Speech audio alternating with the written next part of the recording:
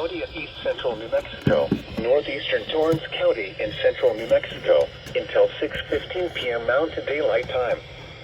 At 5:38 p.m. Mountain Daylight Time, a severe thunderstorm was located 11 miles south of Villanueva State Park, or 36 miles south of Las Vegas, moving south at 25 miles per hour.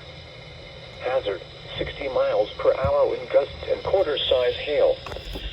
Source, radar indicated.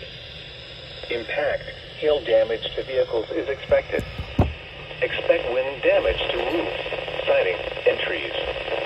Locations impacted include Villanueva State Park and Milagro. This includes Interstate 40 between mile markers 228 and 244. Move to an interior room on the lowest floor of a building. Large hail, damaging winds and continuous cloud-to-ground lightning are occurring with this storm. Move indoors immediately.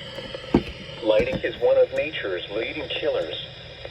Remember, if you can hear thunder, you are close enough to be struck by lightning. Roads can create very slick and hazardous driving conditions. Repeating, a severe thunderstorm warning has been issued. 6:15 p.m. Mountain Daylight Time for the following counties in New Mexico: Guadalupe, San Miguel, and Torrance.